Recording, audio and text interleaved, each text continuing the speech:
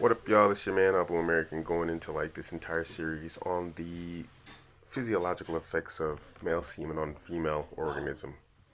Researchers discovered the powerful physiological effects of semen on women's bodies and brains and DNA. In scientific terms, semen is what's known as a master regulator.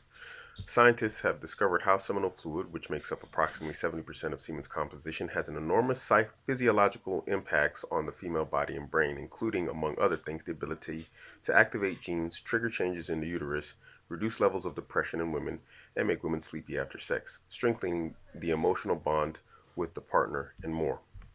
The wide ranging influence of semen on female physiology is all about maximizing the chances of the male reproducing, says Sarah Robertson of the University of Adelaide in Australia.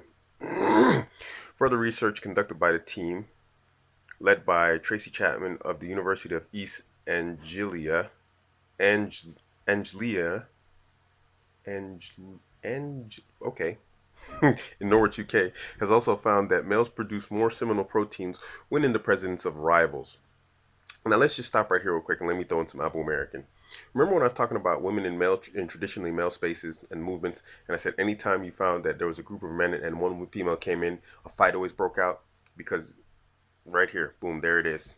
Testosterone increases, guys get competition, fights break out.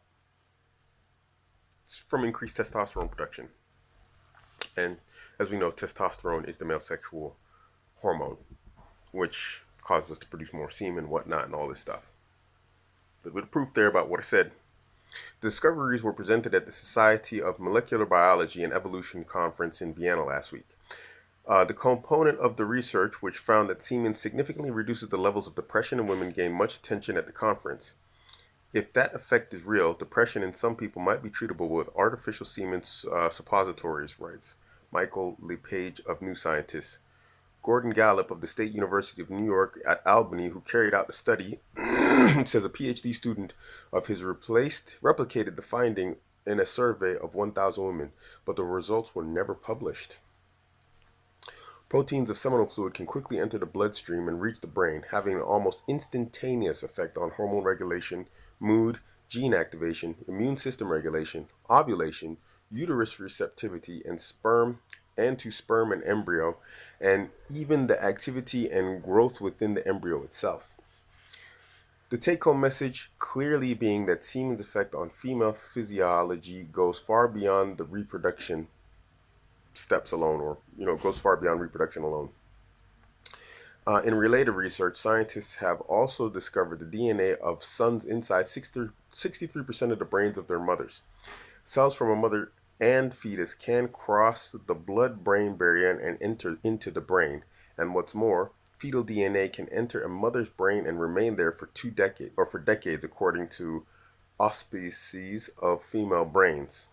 Lee Nelson of the Fred Hutchinson's Cancer Research Center in Seattle performed autopsies on 59 brains of deceased women, 33 of whom who had Alzheimer's.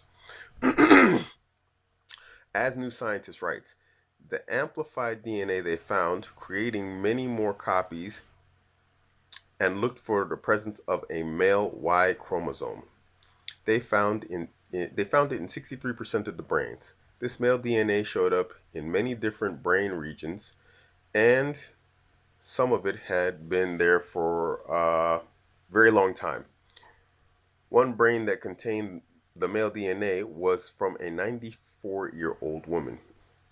Sorry, I got multiple things going on, so I lost concentration on my reading. So how is this possible? As Edward Scott of the Department of Molecular Genetics and Microbiology at the University of Florida in Gainesville predicts, it is almost certainly due to the presence of fetal cells in the mother's body, which are likely allowing her immune system to recognize her child's cells, thus explaining why they wouldn't be attacked. Wow. Okay, cool.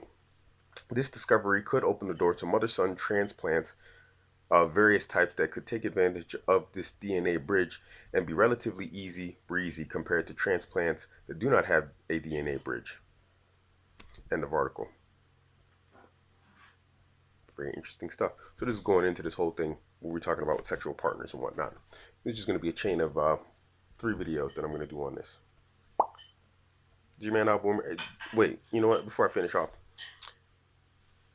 Now, I'm also making a secondary point here, which is this is how red pill works. It takes scientific research and it combines it with sociological, anthropological observations. Meaning, this entire trying to end the slut shaming culture actually has epigenetic consequences and implications for society as a whole. Yet and still, we will have women, sisters, say that this type of knowledge and combining it and then calling it red pill, taking two completely different topics, one of DNA research and one of anthropological psychology and anthropology, and adding it all together in human behaviorism and calling it red pill is somehow impermissible for Muslims. Remember, women will try and discredit you. They won't try and argue the points. Don't be fooled. Be schooled. It's your man Abuamerican. Catch my Instagram, Twitter, and Facebook all at Abuamerican. Don't forget to hit like. And from my two lovers out there, dislike and subscribe. I'm out.